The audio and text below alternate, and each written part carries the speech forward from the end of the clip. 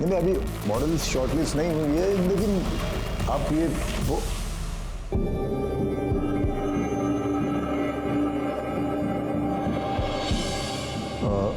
I'll call you later. Okay?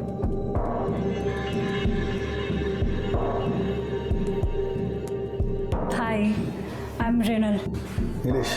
How are you?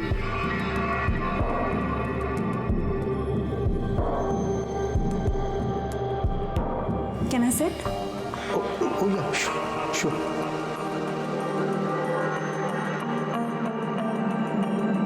अरे वो राजेश ने बताया नहीं कि वो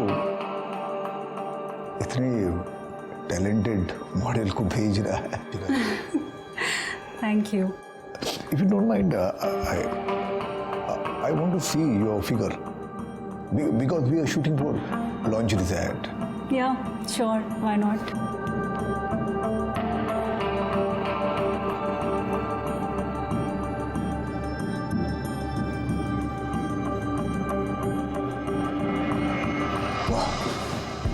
परफेक्ट। मुझे ऐसे ही फिगर चाहिए था। एक्चुअली मुझे एग्जैक्टली अंदाजा नहीं आ रहा था, इसलिए आपको कपड़े उतारने के लिए बोल दिया। I am sorry. That's okay. Work is work. और वैसे भी, if it is related to work, I'm ready for everything.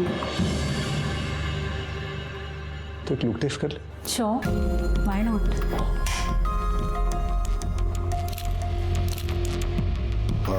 अब खड़ी हो जाओ। तो कुछ अलग तस्वीरें लेते हैं। ये थोड़ा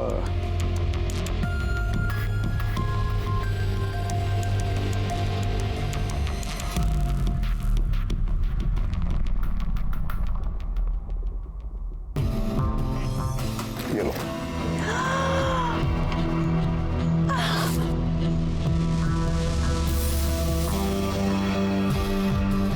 Wow, my God, that's my favorite perfume. हमें क्या पसंद है, क्या पसंद नहीं है, सब पता है हमें।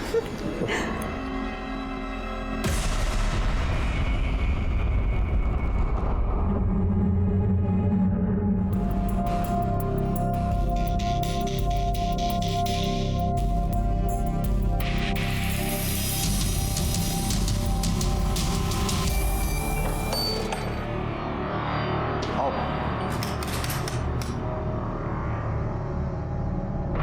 कैसा लगा? अच्छा है, पर तुम्हारा होता तो ज्यादा अच्छा होता।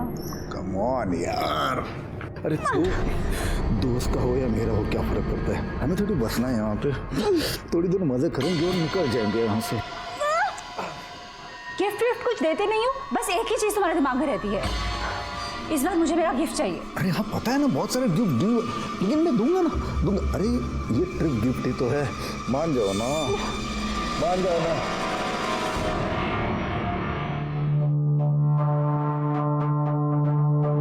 साला बहुत हो गया इस बड़ों का, फ्री में मजे चाहिए इसे, बस कुछ करो इसका। अरे आप टेंशन मत लो, मैं बात करता हूँ ना, मैं देखता हूँ उसे।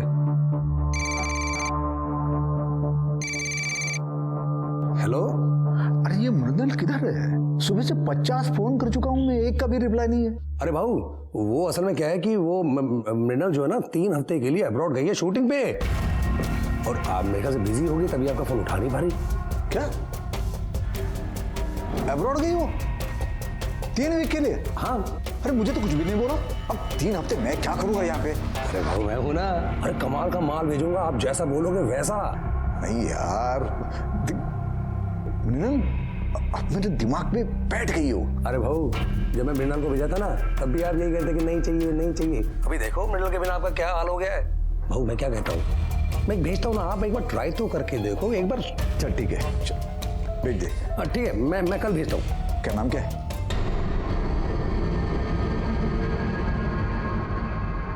महक।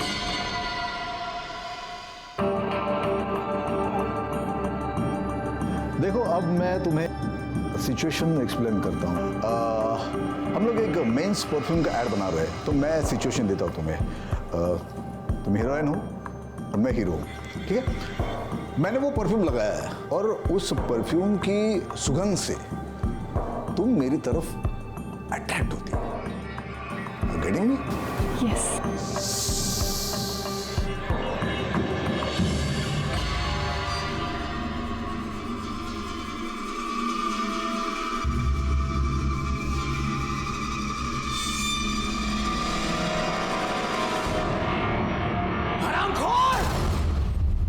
आज मैं तुझे नहीं छोड़ूंगा।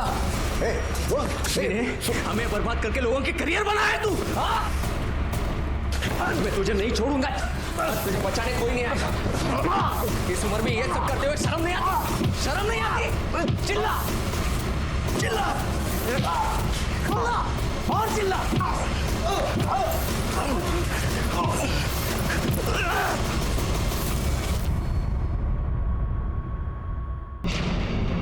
किसका झगड़ा हुआ आपके साथ? आप यहाँ कैसे? किसने बोला आपको? अरे हमें फोन आया कि आपका झगड़ा चल रहा है किसी के साथ।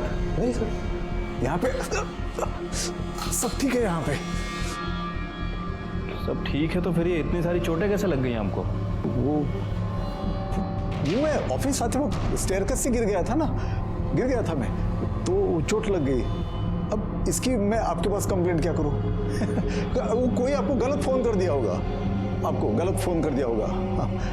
सब ठीक है यहाँ पे? देखने से तो लग नहीं रहा कि सब ठीक है। फिर भी लगे कि कोई प्रॉब्लम है, किसी का झगड़ा हुआ है, तो आइएगा कंप्लेंट करने। हाँ, आराम कीजिए, चलो।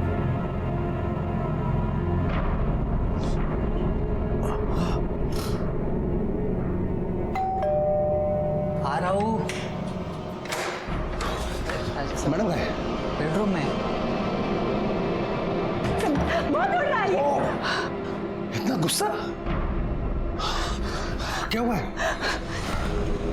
ये देखो क्या भेज रहा है मुझे। मुझे तो पता भी नहीं चला उसने ये कब रिकॉर्ड किया है। नहीं तो मैं तब के तभी सब कुछ बराबर कर देती। अब क्या करूं मैं?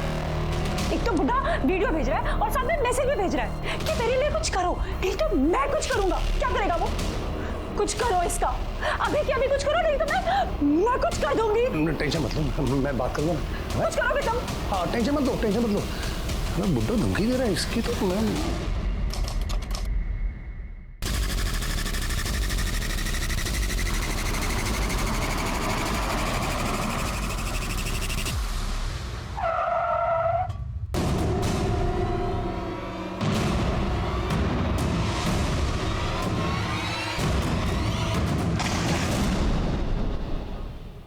सर, कल रात से मेरे पति घर पर नहीं आए सर। आपने चेक किया? हो सकता है अपने दोस्त के साथ ही कहीं गए हो। नहीं सर, मैंने उनके सभी दोस्तों को फ़ोन किया, वो किसी के साथ भी नहीं है। मेरे पति एक एड एजेंसी चलाते हैं, रोज़ 9 बजे तक घर पे आ जाते थे सर। मगर कल जब वो 11 बजे तक घर पे नहीं आए तो फिर मैंने उनको फ़ोन किया, उनका फ़ोन भी स्विच ऑफ आया सर। अभी भी मैंने फ़ोन किया तो स्विच ऑफ ही आ रहा है सर। फिर मैंने ड्राइवर को फ़ोन किया तो ड्राइवर ने मुझे कहा कि वो गांव जा रहा है। मतलब कल दोपहर को मोहिते रोड पर गाड़ी लगा के इनको चाबी दे के वो छुट्टी लेके चला गया सर। मतलब आपके हस्बैंड गायब हो गए उसी दिन से आपके ड्राइवर ने छुट्टी ली। आपके हस्बैंड का फोटो है आपके पास? हाँ हाँ है।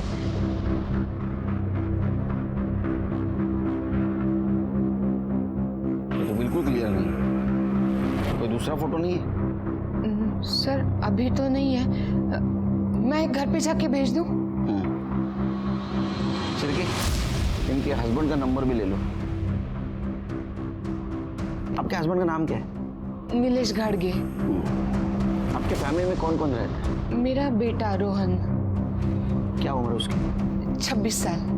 वो क्यों नहीं आया? वो सर उसको कुछ काम था इसके लिए। कमाल है, पिता की मिसिंग कंप्लेंट करने से भी ज्यादा जरूरी काम। ठीक, अब डिटेल्स बाहर दीजिए। शिरके, तुमच्या ड्रायव्हरच्या आणि गाडीचे पण डिटेल्स घ्या. हो सर, क्या मैं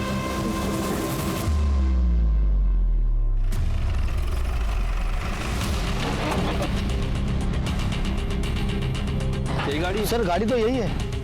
एक काम करो, जरा आसपास पूछो, किसी ने गाड़ी को पार करते हुए देखा क्या? अरे भाई, ये गाड़ी किसने लगाई कुछ पता है?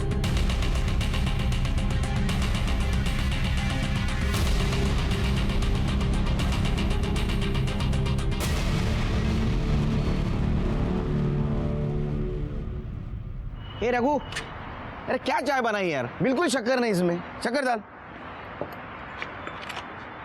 पता है ना तेरे को। और एक रघु क्या कर रहा है, बस कर। अरे दे दे दे। सर ऑलरेडी चाय इतनी मीठी सर। अरे रघु बराबर चाय बना रहा है मेरे सिरके। हम इतने कड़वे लोगों के बीच में रहते हैं ना, कुछ दिन के बाद हम भी वैसे बन जाएंगे, इसलिए मीठे की बहुत ज़रूरत है। सर ये कोई रीज़न नहीं हुआ मीठा पीने का। अच्छा ये नीलेश मिसिंग केस का क्या हुआ? सर वो गाड़ी थी, वो वहीं पे कई दिनों से पार्क थी, लेकिन किसने पार्क की किसी को कुछ पता नहीं चला, और आसपास कोई सीसीटीवी कैमरा भी नहीं था, इसलिए अभी तक हमें भी कुछ पता नहीं चला। वैसे मैंने रत्ना से स्पेयर की लेके उस गाड़ी को फॉरेंसिक के लिए भेज दिया है। ये पब्लिक भी ना सब पुलिस पे डाल देती है। अब इतने दिनों से वहाँ गाड़ी पड़ी है, किसी को कुछ नहीं, कल एक्सीडेंट हो जाएगा, फिर पब्लिक हमारे पास आ जाएगी। नीलेश के ड्राइवर का क्या हुआ?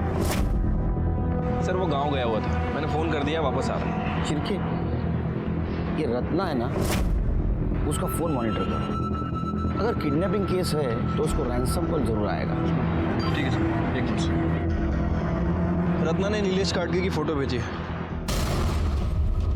सर ये तो वही नीलेश है जिसके साथ ऑफिस में किसी ने मारपीट की थी, और ये उसके खिलाफ कंप्लेंट भी नहीं करना चाहता था। वो मैं ऑफिस आते वक्त स्टेयरकेस से गिर गया था ना, अब इसकी मैं आपके पास कंप्लेंट क्या करूँ? मुझे इस केस में झगड़े का और बदले का एंगल ज़्यादा लग रहा है। चलो पता करते हैं, ऐसी क्या वजह थी कि नीलेश ने मार खाने के बाद भी जिसने उसे मारा उसके खिलाफ पुलिस पे कंप्लेंट नहीं की?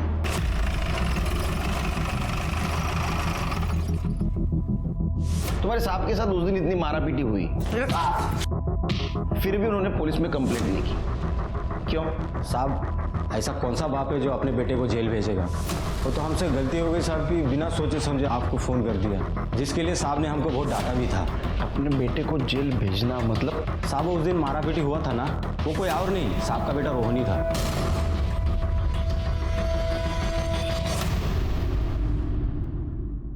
हाँ सर, मारपीट तो की थी, क्योंकि बाबा ने हमें कहीं का नहीं छोड़ा था, जीना मुश्किल कर दिया था हमारा। किस सेंस में जीना हराम कर रखा था? सर मेरे बाबा ठीक से घर का खर्चा भी नहीं देते, जब देखो तब कहते हैं कि जेब खाली है, घटिया से घटिया एड फिल्म बनाते हैं और सारा पैसा उन लड़कियों पर उड़ाते हैं। मेरी आई को भी बहुत परेशान किया है सर उन्होंने, बहुत रुलाया है उसको। सर मैंने आज तक बर्दाश्त किया, लेकिन अब बात बर्दाश्त के ऊपर चली गई है। सर मैंने खुद अपनी आंखों से उन्हें देखा है, लड़कियों के साथ घूमते हुए, उनको गिफ्ट बांटते हुए, और फिर मुझे लगा कि अब तो उन्हें सबक सिखाना ही चाहिए, इसलिए तूने उनको सबक सिखाया। तो सुधर गए सबक सिखाने के बाद? नहीं, फिर तूने सोचा इनको आखिरी सबक सिखा देते, उनको गायब किया। अब ये बता, वो जिंदा है या मार दिया? मार दिया? ये क्या कह रहे हैं सर आप? वो मेरे बाबा हैं, मैं भला उनको क्यों गायब करूंगा? और सर मैं उनको क्यों मारूंगा? सर ये सफ़ेद झूठ बोल रहा है, मैंने खुद देखा है किस तरह से नीलेश जी को तूने घाव दिए। यहाँ पे सब ठीक है? यहाँ पे एक बात बता, तू सगा बेटा है या सौतेला? सौतेला होता ना सर तो शायद मार भी दिया होता। सगा हूं इसीलिए शायद सिर्फ मारपीट करके ही सॉल्व करने की कोशिश कर रहा था सब कुछ, बस। तो 3 जनवरी को कहाँ था? सर मैं अपने दोस्तों के साथ था। चिर के इसको अंदर करो, देखो सच बोल रहा है झूठ। चल सर मैं सच बोल रहा हूँ, मेरा यकीन कीजिए सर, प्लीज मेरा यकीन कीजिए। मैं सर नीलेश गाड़गी की सीडीआर रिपोर्ट।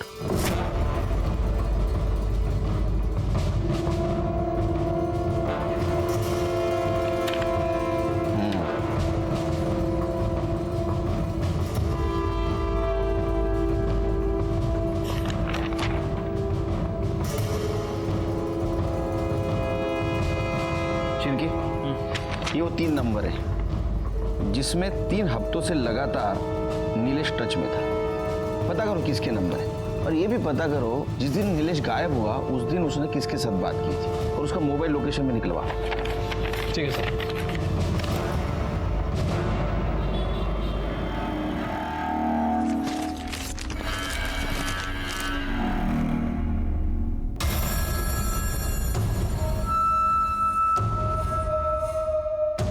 राजेश, राजेश, क्या हुआ?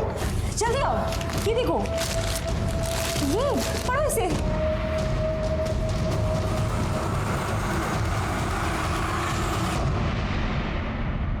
हे बघ, मी आधीच टेन्शनमध्ये. अब वो टेंशन में एक चाय एक्स्ट्रा पी ली तो क्या हुआ, और वो भी बिना शक्कर की पी. यार कितना शक करोगी मुझ पे. नहीं चलो बाद में फ़ोन करता हूँ. नहीं बाद में करता हूँ. हाँ मैं भी चलो. हाँ सर ये नीलेश के मोबाइल लोकेशन रिकॉर्ड्स, इनके हिसाब से उसकी लोकेशन 3 जनवरी को शाम को 4 बजे ओल्ड ब्रिज की थी. उसकी गाड़ी मोहिती मार्केट में मिली थी और उसका लास्ट मोबाइल लोकेशन दिखा रहा है ओल्ड ब्रिज. इसका मतलब ऐसा हो सकता है शेरकी कि वो दूसरी गाड़ी से वहाँ गया, लेकिन कोई भी गाड़ी से गया होगा तो टोल नाका क्रॉस करके गया होगा. शेरकी टोल नाके का सीसीटीवी फुटेज मांगा. ठीक है सर. वैसे सर वो मैंने नीलेश के ऑफिस में पूछताछ की थी. वहाँ पता चला है कि नीलेश का किसी आदमी के साथ झगड़ा हुआ था. उसने नीलेश को काफ़ी धमकाया भी था और नीलेश के ड्राइवर सैजू ने नीलेश को बचाया था. सर जिसने धमकी दी थी उसका नाम है धीरज साटम, पेशे से ऑर्गेनाइजर है, इवेंट ऑर्गेनाइजर. पुलिस स्टेशन बोला. ठीक है सर नीलेश गाड़ी का ड्राइवर सैजू आया है. इंस्पेक्टर साहब, मैं अपने सांप को गायब नहीं किया. अगर करता तो आपके बुलाने पे खुद यहाँ चल के नहीं आता. तू नहीं आता तो तेरे को लेके आते, समझे. 3 जनवरी को तू नीलेश के साथ था. हाँ साहब, सुबह 11 बजे उनको लेके ऑफिस में गया. फिर वहाँ से 1 बजे एक मीटिंग के लिए गए. वहाँ से वापस आते वक्त 2 बजे साहब को किसी का फ़ोन आया तो उन्होंने वहीं पे बुला लिया मीटिंग को. किसका फ़ोन था? मालूम नहीं साहब, लेकिन साहब मेरे को बोले कि वो मोहिती लेन में मार्केट के पास गाड़ी पार्क कर दूँ और चाबी उनको आके दे दूँ और फिर मैं गाँव चले जाऊँ. मैं वो गाँव जाने का छुट्टी बोला था उनको. उसके बाद में नीलेश से मिला तू? हाँ मतलब मिला नहीं, देखा था साहब मैंने उनको. वो मैं आगे रिक्शा के लिए रुका था तो साहब मुस्कुराते हुए किसी के गाने, लेकिन साहब शांत स्वभाव के आदमी है, वो फिर भी उससे प्यार से ही बात कर रहे थे. धीरज के अलावा और किसी के साथ झगड़ा था? झगड़ा तो नहीं साहब, लेकिन इसके साथ मतलब उनका मचमच चल रहा था. किसके साथ? वो इच्छा पूर्णिमा के साथ. क्या झगड़ा था? शायद पैसों को लेके कुछ था साहब. 2 जनवरी को रात 9 बजे साहब आश्रम में थे. मैं बाहर उनका इंतजार कर रहा था, इतने में अंदर से झगड़े की आवाज़ आई. देख मेरे सारे पैसे मुझे वापस चाहिए, और अगर मेरे साथ शांति करने की कोशिश की ना तो सारी दुनिया को बता दूंगा कैसी इच्छा पूर्णिमा है तू, और तेरे सारे काले धंधे में सारे लोगों के साथ. अपने औकात में रह, समझा? पता है ना किसके साथ बात कर रहा है तू? मेरी पहुंच ऊपर तक है. सिर्फ 2 मिनट लगेंगे तुझे खत्म करने के लिए. सुन, इसे यहाँ से बाहर फेंक दे और दोबारा आश्रम के आसपास भी दिखा ना तो हाथ पैर तोड़ देना इसके. ले जाओ इसे. ये ठीक नहीं किया तूने. मैं देख लूंगा, मैं सबको देख लूंगा. ठीक है, तुम जा सकते हो. जब तक केस चल रहा है शहर से बाहर नहीं जाने का. हाँ साहब. शिरके, ये नीलेश की गाड़ी हमें मोहिते मार्केट में मिली. उसके मोबाइल का लास्ट लोकेशन ओल्ड ब्रिज था, और ये सैजू के कहने के मुताबिक वाइट कलर की है साहब. एक काम करो, मोहिते मार्केट से लेके ओल्ड ब्रिज तक का सारा सीसीटीवी फुटेज निकालो. देखो उसमें गाड़ी मिलती है क्या. ठीक है सर. उससे पहले मेरी एक इच्छा हो रही है, इच्छा पूर्णिमा से मिलने की.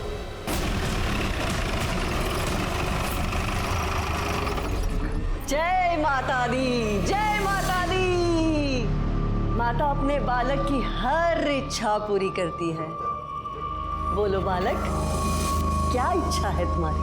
वो तो हम भी पूरी करते हैं, जब कोई हमारे सादे सवालों का जवाब सीधे सीधे नहीं देता. अच्छी बात है, पर आपकी ये इच्छा हम यहाँ पूरी नहीं कर पाएंगे. नीलेश घाटगे से अपने पैसे लिए थे?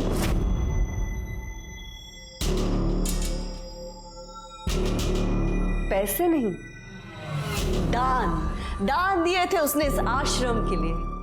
दान दिया था तो फिर वापस क्यों मांग रहा था? ये हम नहीं जानते, लेकिन एक बात हम जानते हैं, जब उसने हमसे अभद्र भाषा में बात की थी तब हमने उसे उठवाकर बाहर फिकवा दिया था. तो फिर 3 जनवरी को जब वो गायब हुआ आपने फोन क्यों किया उसको? हम तो माँ है ना सबके, और माँ अपने बच्चों से ज्यादा रूठ कर नहीं रह सकती.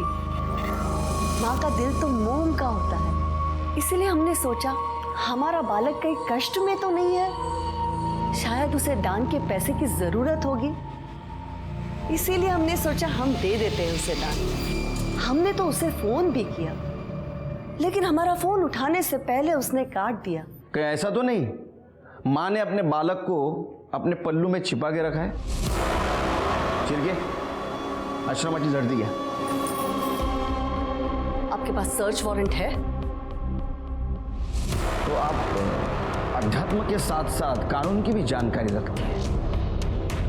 सिर्फ जानकारी नहीं, पहुंच भी रखती हूं। और माँ के दिल को बहुत ठेस पहुंचेगी अगर उसके कारण तुम्हारी नौकरी चली गई तो बालक, ज्यादा उद्यम मत मचाओ, थोड़ा संभल जाओ। नौकरी मेरी मजबूरी नहीं, मेरा फर्ज है.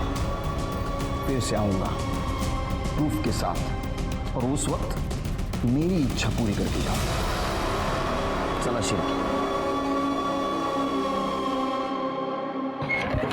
इच्छा पूर्णी माँ. शिरके, जितने जल्दी हो सके उतने जल्दी आश्रम का सर्च वारंट निकलवाओ. ये जगन माता है ना, ये इंटरेस्टिंग कैरेक्टर ही नहीं, स्ट्रॉन्ग सस्पेक्ट भी है. आपको लगता है कि पैसों के लिए वो नीलेश को मरवा सकती है? अरे शिरके, जो इंसान पैसों के लिए भगवान का दुकान लगा सकता है ना, वो कुछ भी कर सकता है. लेकिन ये केस किडनैपिंग का नहीं लगता. अगर ये केस किडनैपिंग का होता तो अब तक जरूर रैंसम कॉल आता. सर, रोहन की mobile location details. Sir details के हिसाब से तो 3 जनवरी की शाम 4 बजे से 9 बजे तक वो मॉल में ही था. मॉल का सीसीटीवी फुटेज चेक किया? हाँ सर, मैंने चेक किया था, वो उस दिन उधर ही था. ठीक है, जाओ. लेकिन शिरके, इसे ये तो साबित नहीं होता कि नीलेश को उसने गायब किया है. ऐसा हो सकता है कि उसने किसी से उसको गायब करवाया हो. कुछ दिन उसके ऊपर ध्यान रखो. ठीक है सर. सर, धीरज साटम आ गया. सर मैं उसे क्यों मारूंगा? इवेंट कंपनी के नाम से वो सिर्फ मुझे क्लाइंट लाके देता था. शूट, वो क्वालिटी डिलीवरी, ये सब मेहनत मेरी थी. क्लाइंट को करोड़ों का बजट देता था और मुझे आधे में निपटाता था. सर इस बार तो उसने मुझे आधे पैसे भी नहीं दिए. सर वो मुझे देने के लिए उसके पास पैसे नहीं थे, लेकिन लड़केबाजी में उड़ाने के लिए उसके पास पैसे थे. मतलब तुम्हें सिर्फ पैसा कमाना था, और तुम्हें पता था कि उसके पास पैसा है लेकिन वो नहीं दे रहा है, इसलिए तुमने उसे किडनैप कर दिया. फिर भी उसने पैसे देने से मना किया, इसलिए शायद तुमने उसे मार दिया. सर मैं उसे किडनैप करने से या मारने से उल्टा फंस जाऊंगा. मार्केट में 2.5 करोड़ रुपए भरने हैं सर मुझे. और अगर सर मैंने उसे किडनैप किया होता तो उसके फैमिली को मैंने फोन किया होता पैसे के लिए. क्यों? तुम्हें किसी ने बताया नहीं? उसको रैंसम कॉल नहीं आया? सर मुझे लगा आपने मुझे यहाँ बुलाया तो अब तक नहीं होगा. ठीक है, जाओ. नीलेश के कार से फॉरेंसिक रिपोर्ट में कुछ नहीं मिला. नीलेश का बेटा रोहन, इच्छा पूर्णिमा और धीरज साटम, ये सब इस केस के सस्पेक्ट थे. उनका मोटिव समझ में आ रहा था, लेकिन उनके खिलाफ हमारे पास कोई ठोस सबूत नहीं था. ये केस किडनैपिंग का नहीं है, ये भी समझ में आ रहा था, क्योंकि सज्जू ने नीलेश को गाड़ी में हंसते हुए बैठते हुए देखा था. इसका मतलब वो उसके जान पहचान वाले थे, और कोई रैंसम कॉल भी नहीं आया था. मतलब ये केस किडनैपिंग और मर्डर, इससे भी कुछ अलग मामला था. इस केस के बारे में आश्रम से कुछ क्लू मिलने की उम्मीद थी, लेकिन कोर्ट ने आश्रम के सर्च वारंट की अर्जी खारिज कर दी. लेकिन अभी भी सवाल ये था कि ये नीलेश गया किसके साथ, क्यों गया और उसका क्या हुआ. ये सब हमारे दिमाग में चल रहा था. ऐसे में इस केस की एक ओपनिंग हमें मिली. सर टोल नाके का सीसीटीवी फुटेज चेक किया सर. वहाँ ठीक वैसे ही कार पास होती दिख रही है जैसा हमें सैजू ने डिस्क्राइब किया था, और ठीक उसी समय क्रॉस हो रही है जब नीलेश का फोन स्विच ऑफ हुआ था. गाड़ी के अंदर कौन कौन बैठा था? नहीं सर, किसी का फेस साफ साफ नहीं दिख रहा है. सर, ओल्ड ब्रिज के आगे नदी किनारे एक लाश मिली है.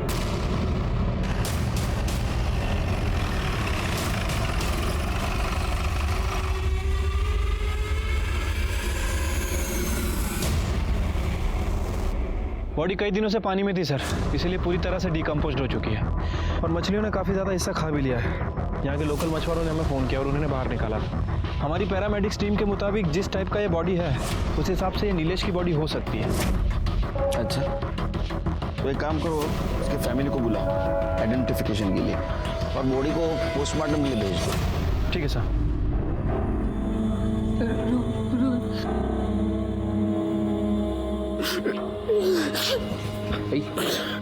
आई शांत हो. ये वो कुछ सामान मिला है।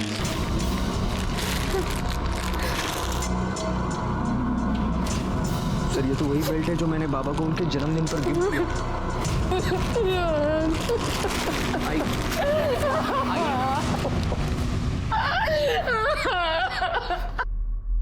शिर्के, ये बेल्ट और चेन के पहचान से ये नहीं साबित होता कि ये बॉडी नीलेश की है।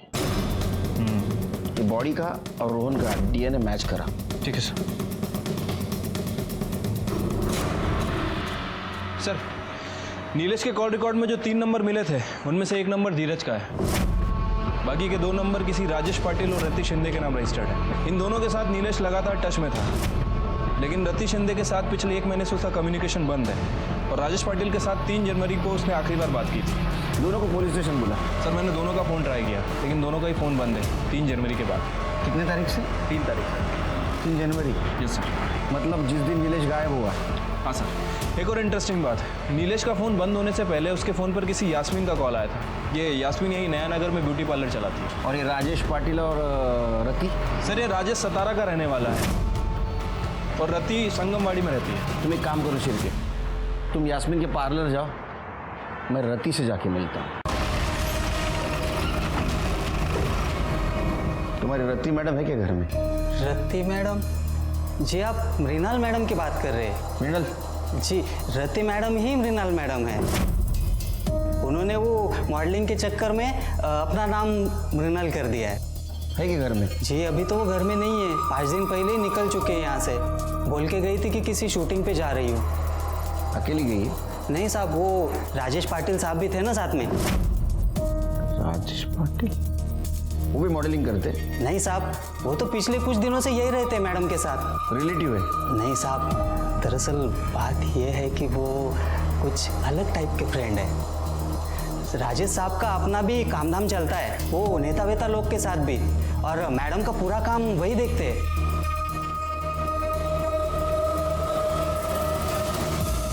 इसको जानते हो? जी ये तो नीलेश साहब है। नवंबर महीने में तो ये बहुत आना जाना करते थे मैडम के पास, पर पता नहीं क्या हुआ, दिसंबर में आना ही बंद कर दिया उन्होंने।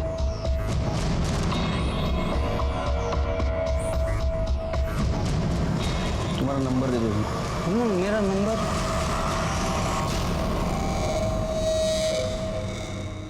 हाँ, मैं नीलेश जी को जानती हूँ।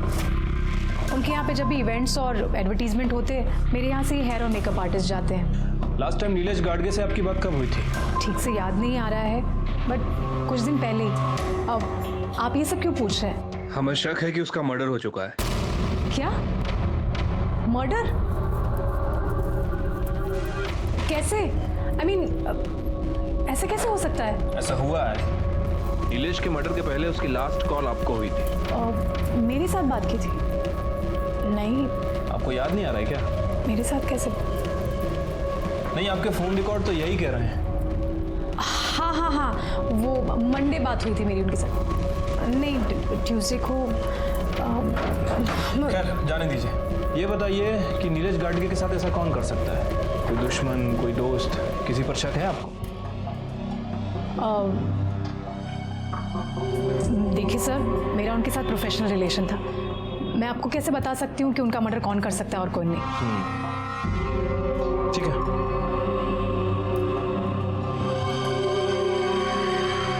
अच्छा, यास्मीन ने कुछ बताया? हाँ सर, ये यास्मीन कह रही है कि इसके साथ नीलेश का प्रोफेशनल रिलेशन था। वैसे काफ़ी ओवर एक्टिंग कर रही है सर ये। अच्छा, ध्यान रखो उस पर। ठीक है सर। रोहन के डीएनए टेस्ट से पता चला कि वो बॉडी नीलेश की ही थी, और पीएम रिपोर्ट से ये पता चला कि नीलेश का मर्डर गला दबाने से हुआ है, और वो भी 3 जनवरी को शाम 4 से 6 बजे के बीच में। यानी ऐसा हो सकता है कि उसको ओल्ड ब्रिज पे मारा गया, बाद में पानी में फेंका और बॉडी बहते बहते दूर चली गई। लेकिन सवाल ये अभी भी था कि क्यों और किस लिए। ऐसे में हमें और एक इन्फॉर्मेशन मिली कि राजेश के क्रेडिट कार्ड से गोवा के लिए 2 फ्लाइट की टिकट बुक की गई है, राजेश पाटिल और रति शिंदे के नाम से। हमने तुरंत गोवा पुलिस को इन्फॉर्म कर दिया और उन्हें कहा कि जैसे ये दिखाई दे हमें इन्फॉर्म कर। अरे यार, मुझे किसी को अर्जेंट कॉल करना है। इतने दिनों से यहाँ गोवा में ही पड़े हुए। दो, मुझे ऑन करने दो। मैडम, आपका ये अर्जेंट कॉल हमें फंसा देगा। मैं आपके हाथ जोड़ता हूँ, 2-4 दिन शांत रहिए। मैडम, आपके लिए मैं कितना कुछ कर रहा हूँ और आप ब्लडी हेल। सर, ये राजेश पाटिल का कॉल रिकॉर्ड्स है। इनके हिसाब से उसने आखिरी बार बात किसी चंदू मोरे से की थी। ये चंदू मोरे एक्स मिलिट्री मैन है सर, और 3 जनवरी को इन दोनों के बीच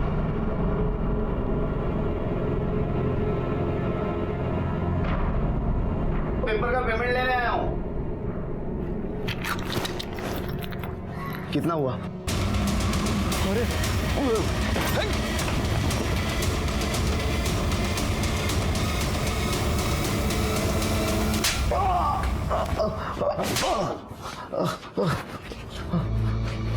अरे चंदू, कैसा है तू? हाँ, चल सच सच बता अभी। ये हमारा शिरके है ना, बहुत मारता है। बता। साहब, मी तुम्हाला आधीच सांगितलंय साहेब, मैंने कुछ नहीं किया। और 3 जनवरी को मैं पुणे में भी नहीं था। तू पुणे में नहीं था? नहीं। तेरा मोबाइल घूम रहा था पुणे में। हाँ, कैसे? पहले खड़की मार्केट गया, बाद में ओल्ड ब्रिज गया। तेरा दाखो, ये देख तेरे मोबाइल डिटेल्स। हाँ साहब, वो राजेश मुझे बोला था कि उसकी गाड़ी लेके नीलेश को मार्केट से पिकअप करना है और उसे वो ओल्ड ब्रिज के पास छोड़ना है। गाड़ी में कौन कौन था? धीरज था। धीरज साठम। हाँ, तो वो तो एक नाम हुआ। और वो धीरज का असिस्टेंट था महेश, और एक लड़की थी जीनत। तो तुमने नीलेश को मार्केट से उठाया, उसके बाद क्या हुआ? उसके बाद सर, सीन समझ में आ गया। अभी हम 1 शॉट करेंगे। हाँ। मुझे 1 टेक चाहिए। हाँ। Mood, rolling and action. मुझे लगा कोई फिल्म की शूटिंग चल रही है। फिर थोड़ी देर बाद महेश ने मुझे गाड़ी रोकने के लिए कहा। मैंने रोक दी। अभी आप थोड़ी देर के लिए उतर जाओ, और दादा आप भी। मुझे इनके कुछ क्लोजअप शॉट लेने हैं, तो मैं ले लेता हूँ अभी। फिर मैं और जीनत गाड़ी के बाहर पास में ही खड़े थे। वो तीनों ही अंदर थे साहब। मैं जीनत को ही देख रहा था। उसे किसी का फोन आया था और वो नंबर दे रही थी उसे। फिर धीरज बोला अंदर आओ, बैठ जाओ, हो गया। फिर मैं और जीनत अंदर गए। मेरे बाजू वाले सीट में जीनत बैठी थी। हम लोग वहाँ से निकल गए। हाँ, थोड़ी देर आगे जाने के बाद मुझे हल्का होना था, इसीलिए मैंने गाड़ी रोकी और थोड़ा दूर जाके आया। मैं वापस आकर देखा तो। पर किया क्या तुम दोनों ने? अरे पहली बार शूट पे आई है कि तू? नीचे सीन चालू है, बाकी सब ठीक है। फिर झूठ मत बोलो, मैंने देखा है तुम दोनों को। अरे मैडम, समझो बात को। नीचे शूट चालू है, दूसरा यूनिट काम कर रहा है। नीलेश साहब कहाँ गए? अरे उनका पानी में गिरने का शॉट था ना यार, वही चल रहा है। और तुम दोनों टेंशन मत लो यार, नीचे दूसरा यूनिट है, उनको निकाल लेगा पानी में से। अरे यार चलो चलो यार, चंदू बहुत देर लो। चलो मैडम, चलो।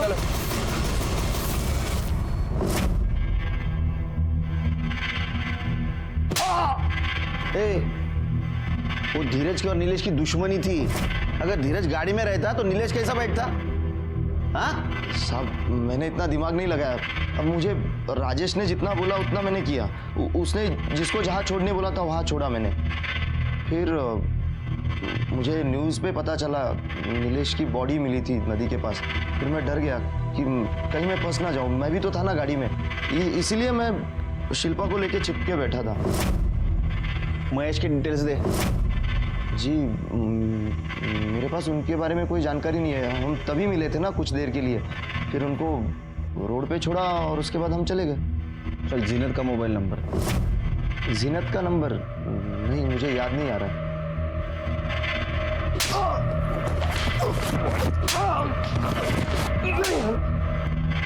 आया क्या कुछ याद?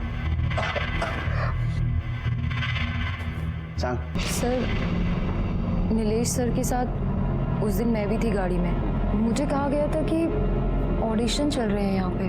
तुम्हारे और नीलेश के अलावा गाड़ी में और कोई नहीं था? सर, 2 लोग और थे। एक चंदू नाम का ड्राइवर था और उसी की साथ वाली सीट पे एक महेश नाम का लड़का था जो डायरेक्ट भी कर रहा था और शूट भी। आर यू श्योर कि गाड़ी में सिर्फ 4 ही लोग थे? Yes sir. सर, एक्चुअली एक आदमी और आया था जब गाड़ी ओल्ड ब्रिज के पास रुकी थी। मुझे कहा था कि सर का क्लोजअप लेना है, इसलिए तुम्हें गाड़ी से उतरना पड़ेगा। और फिर मैं गाड़ी से बाहर आ गई।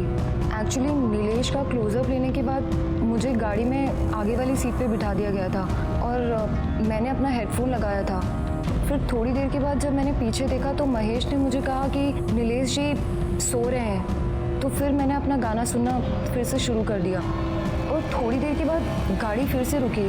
सर मुझे लगा कि ड्राइवर और बाकी लोग ऐसे ही रेस्ट करने के लिए निकले हैं, बट जब मैंने पीछे देखा तो ये क्या कर रहे हो तुम लोग? अरे कुछ नहीं, रिलैक्स रिलैक्स रिलैक्स, कुछ नहीं हो रहा है। नीचे सीन चालू है, बाकी कुछ नहीं। अरे रिलैक्स, कुछ नहीं है। शूटिंग है, शूटिंग है।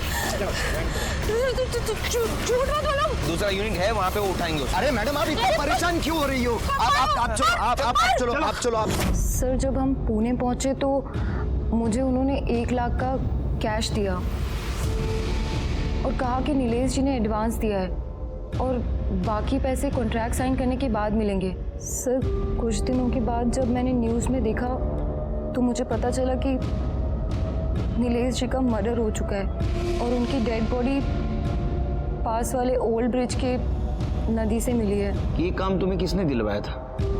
क्या नीलेश ने डायरेक्ट बुलवाया था? सर नीलेश जी को तो मैं जानती भी नहीं थी, मैं तो यास्मीन जी के थ्रू गई थी। यास्मीन, जो वो नया नगर में पार्लर चलाती है वो?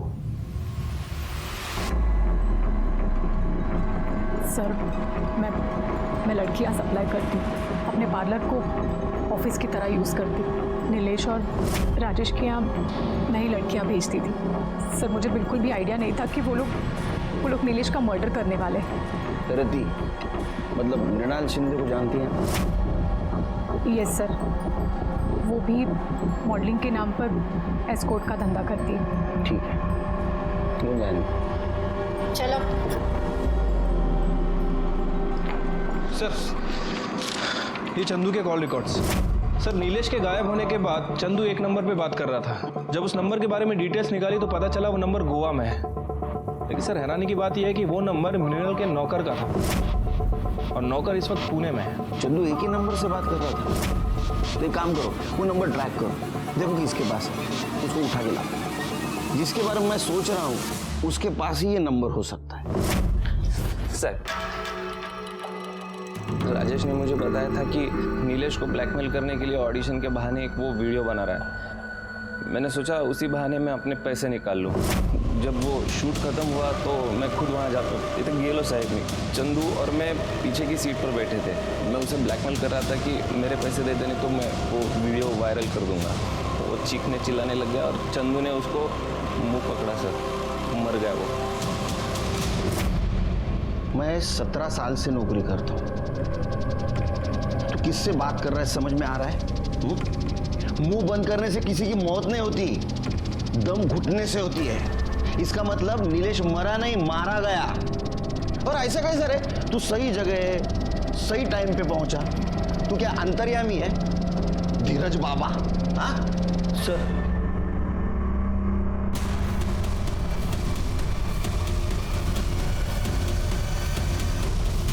इतनी जल्दी क्या राजेश जी?